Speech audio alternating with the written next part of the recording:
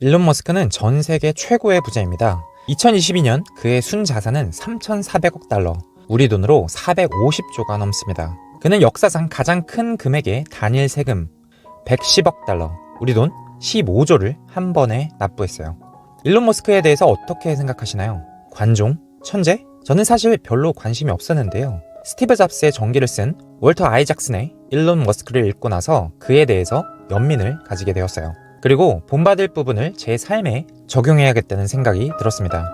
오늘은 일론 머스크에게 배울 점 3가지를 말씀드리겠습니다. 첫째, 리스크를 감수한다. 둘째, 일론 머스크가 일하는 3단계 알고리즘. 셋째, 그가 성공할 수밖에 없었던 이유입니다. 3가지를 말씀드리기 전에 여러분께 부탁드립니다. 좋아요와 구독을 눌러주세요. 왜냐하면 여러분의 구독과 좋아요는 제게 큰 힘이 되기 때문입니다. 더 좋은 영상으로 보답드릴게요. 지금 바로 부탁드릴게요. 첫째, 리스크를 감수한다. 보통의 기업가는 리스크를 줄이려고 해요. 통제 가능한 변수를 파악해서 리스크를 최소화합니다. 페이팔, 마피아, 로프 보타는 말합니다. 일론 머스크는 리스크를 증폭시키고 물러설 수 없게 배를 불태워버리는데 몰두했어요. 일론은 리스크를 증폭시키고 배를 불태웁니다. 뒤로 돌아갈 수 없게 만들어요. 이런 성향을 잘 보여주는 일화가 있습니다. 페이팔 동료였던 레브친이 말해준 일화예요. 레브친은 한 독신 친구의 아파트에서 머스크 등과 함께 어울리고 있었습니다. 사람들이 판돈을 크게 걸고 텍사스 홀덤이라는 포커 게임을 하고 있었어요. 카드를 외우고 확률을 계산하는 데 능한 컴퓨터 광들과 타짜 수준의 꾼들이 모여 있었죠. 머스크는 카드 플레이어가 아니었음에도 테이블로 다가갔어요. 일론은 모든 판에서 올인을 걸었고 당연히 졌습니다. 그러자 칩을 더 사서 더블 다운을 하고 계속 그런 식으로 플레이를 했어요. 그렇게 여러 판에서 돈을 잃은 후에 마침내 올인을 걸고 이겼습니다. 그랬더니 좋아, 여기까지 라고 하면서 일어섰습니다. 칩을 테이블에서 거두지 않고 계속 리스크를 감수하는 것, 그것은 머스크의 인생 주제가 되었어요. 톰 뮬러라는 사람이 있습니다. 미국의 로켓 공학자고요. 스페이스 X가 존재하는데 큰 공을 세운 사람이에요. 로켓 역사상 최고 성능의 멀린 엔진을 개발하고 이를 탑재한 펠컨 9을 만든 사람이에요.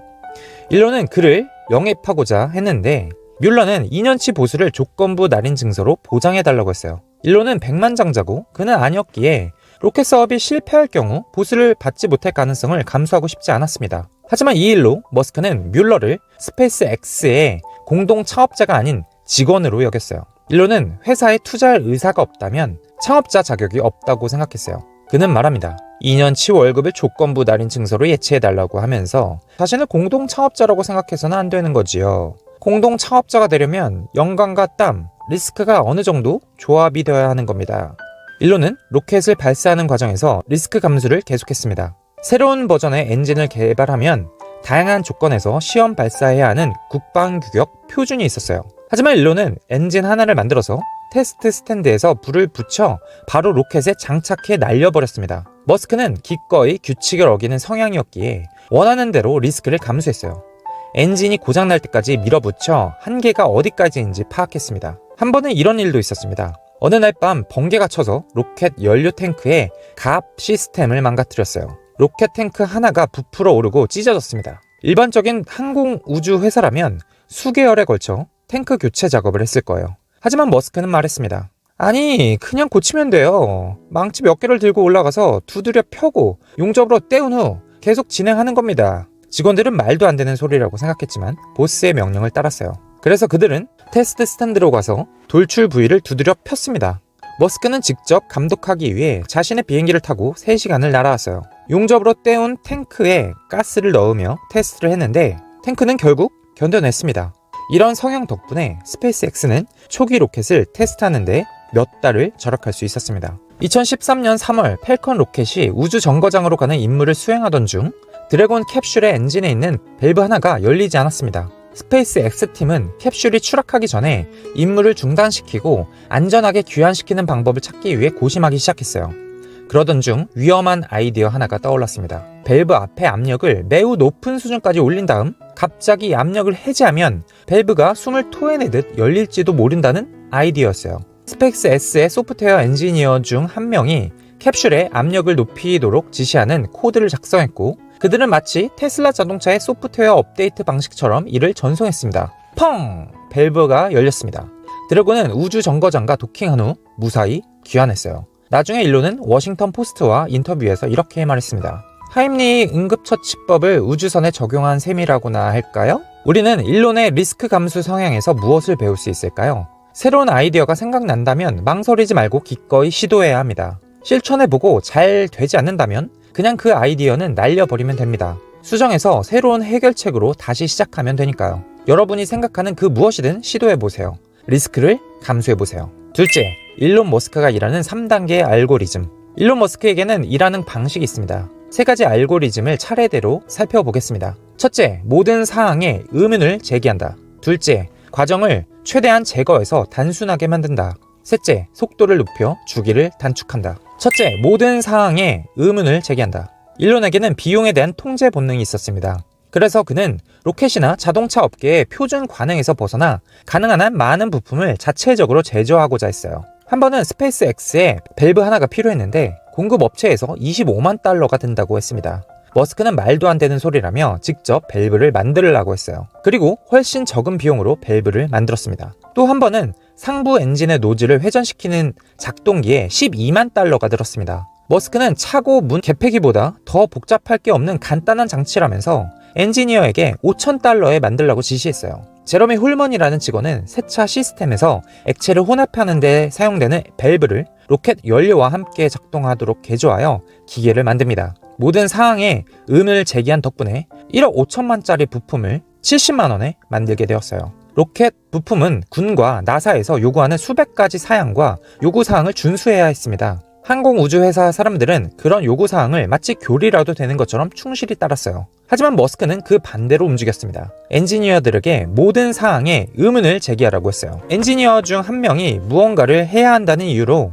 요구사항을 언급할 때마다 머스크는 누가 그 요구사항을 만들었죠? 라며 질타했습니다. 군대나 법무당국이라고 답하는 것만으로는 충분하지 않았어요. 머스크는 해당 요구사항을 만든 실제 인물의 이름까지 대라고 우겼습니다. 직원이 국방규격 표준에 그렇게 해야 한다고 명시되어 있습니다. 라고 대답하면 일론은 누가 그렇게 명시했죠? 왜 그게 합리적이죠? 라고 되물었어요. 그는 모든 요구사항을 권장사항으로 취급하라고 반복해서 지시했습니다. 그는 자동차 산업 관행도 깼습니다. 자동차를 만들 때 보통은 공급업체에서 부품을 받아서 조립했어요. 하지만 테슬라는 모든 제품을 자체 공급하기로 했어요. 배터리에서 차체까지 자동차를 대량 생산할 수 있는 제조 공정과 공장을 확립했습니다. 모든 사항에 의문을 제기한다. 그것이 일론이 일하는 3단계 알고리즘의 첫 단계입니다. 그는 관행을 벗어나 스스로 표준을 만들었어요. 덕분에 파격적으로 인하된 가격으로 로켓을 만들 수 있었고요. 테슬라 자동차도 수직 통합 방식으로 품질과 비용, 공급망 등 모든 운명을 스스로 통제하게 되었습니다. 일론이 일하는 3가지 알고리즘 두 번째 단계는 과정을 최대한 제거해서 단순하게 만드는 일입니다. 머스크는 린 방식으로 일했습니다. 최종 제품을 만드는데 100% 완성품이 나올 때까지 기다리지 않고 70%만 나오면 시도해보는 거예요.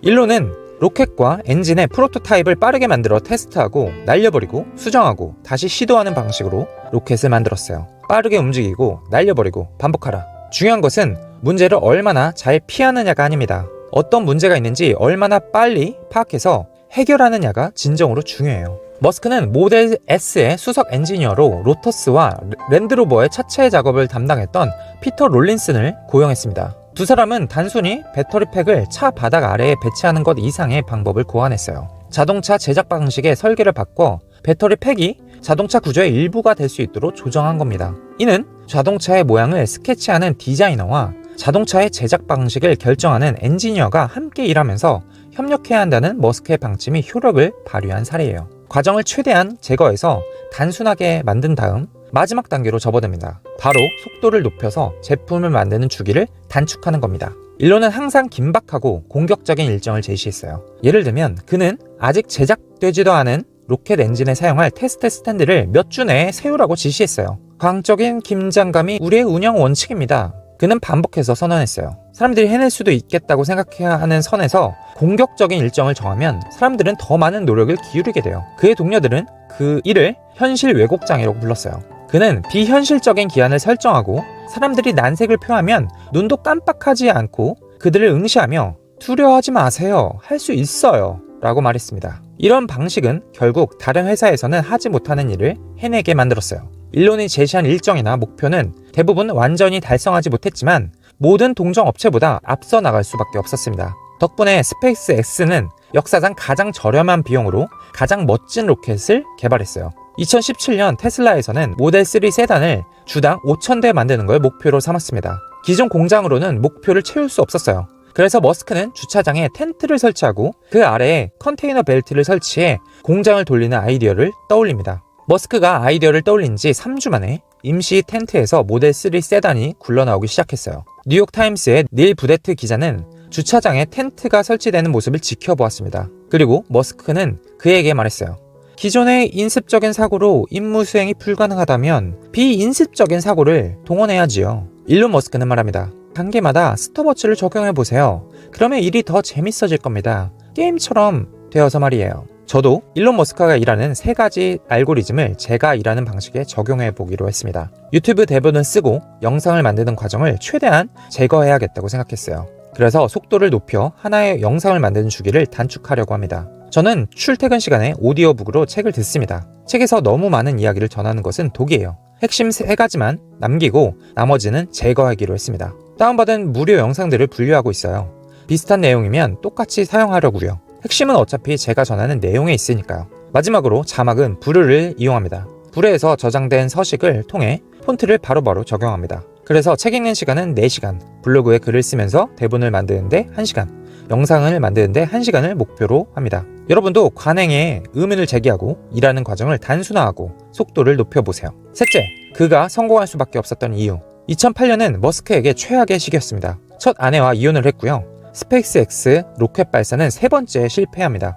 테슬라에서는 전기 자동차는 나오지 않고 자금은 바닥나고 있었습니다. 사람들은 그가 얼마나 스트레스를 받으며 일했는지 몰라요. 머스크는 매일 밤 거칠게 잠꼬대를 중얼거리거나 때로는 팔을 마구 휘두르며 비명을 질렀어요. 2번째 부인 탈룰라는 말합니다. 그가 심장마비를 일으킬 수도 있다는 생각이 계속 들었어요. 머스크는 야경증에 시달렸습니다. 자다가 갑자기 비명을 지르고 부인을 핥히기도 했어요. 때때로 그는 스트레스가 극심해서 화장실에 가서 비명을 지르며 구토를 했습니다. 자금이 바닥나 있었고 테슬라는 적자를 내고 있었으며 스페이스 X는 로켓 세대를 연달아 추락시킨 상황이었습니다. 하지만 머스크는 포기하지 않았습니다. 대신 그는 파산까지 갈 각오를 했어요. 그는 발사 실패 몇 시간 후에 이렇게 발표했습니다. 스페이스 X는 앞으로 나아가는 실행에 있어 결코 걸음을 멈추거나 늦추지 않을 겁니다. 스페이스 X가 궤도 진입에 성공할 것이라는 데에는 의문의 여지가 없습니다. 절대로 포기하지 않을 겁니다. 절대로. 로켓 세대를 연달아 추락시킨 상황이라면 보통 포기하고 낙담할 겁니다. 하지만 그는 로스앤젤레스 공장에 4번째 부품이 있다고 말했어요. 가능한 빨리 로켓을 만들라고 지시했습니다. 그리고 현실성이 거의 없는 기한을 제시했어요. 6주 후에 4번째 발사를 하라는 것이었습니다. 직원들은 놀라서 입을 다물지 못했어요. 하지만 돌연 낙관적인 분위기가 회사 전체에 퍼졌습니다. 그 당시 인사 책임자로 일했던 돌리 싱은 이렇게 말합니다. 그의 태도를 보고 우리 대부분은 지옥의 문이라도 썬텐 오일을 들고 따라 들어갈 마음이 생긴 것 같았어요. 순식간에 사옥의 기운이 절망과 패배의 분위기에서 다들 결의를 다지는 분위기로 바뀌었죠. 저는 이 일화를 통해 일론 머스크를 다시 보게 되었습니다. 그는 안티프레지란 사람이에요. 실패에 더욱 강해지는 인내심을 지녔습니다. 목표를 추구하는 끈질김을 가졌어요. 머스크가 가장 좋아하는 단어이자 개념 중 하나는 하드코어입니다. 모델 S의 생산 라인이 늘어날 무렵 그는 직원들에게 울트라 하드코어라는 제목의 이메일을 발송해 자신의 신조를 설명했어요. 여러분 대부분이 이전에 경험한 그 어떤 것보다 더 높은 수준의 업무 강도에 대비해 주시기 바랍니다. 산업을 혁신하는 것은 마음이 연약한 사람들의 일이 아닙니다. 정리해볼까요? 일론 머스크는 리스크를 감수합니다. 새로운 아이디어가 생각난다면 망설이지 말고 기꺼이 시도해야 합니다. 실천해보고 잘 되지 않는다면 수정해서 새로운 해결책을 생각하면 돼요. 일론에게는 3단계 알고리즘이 있습니다. 모든 사항에 의문을 제기하고 과정을 단순하게 만들고 속도를 높여 일합니다. 그리고 그는 실패를 두려워하지 않고 더욱 강해지는 인내심을 지녔어요. 머스크의 마지막 말을 전하며 마칩니다. 당신은 질 것입니다. 처음 50번은 마음이 아플 거예요. 하지만 지는 것에 익숙해지면 감정을 덜 개입시키면서 매 게임에 임하게 될 겁니다. 여러분, 패배를 두려워하지 마세요. 어떤 일에 도전하고 실패하다 보면 두려움이 없어지고 더 많은 리스크를 감수하게 됩니다. 그러면 항상 성장하고 발전하기 위해 모든 걸 투입하고 판을 키울 수 있습니다. 여러분의 가능성을 뛰어넘을 수 있습니다. 당신의 희망찬 내일을 응원합니다. 지금까지 책은 동사다였습니다. 감사합니다.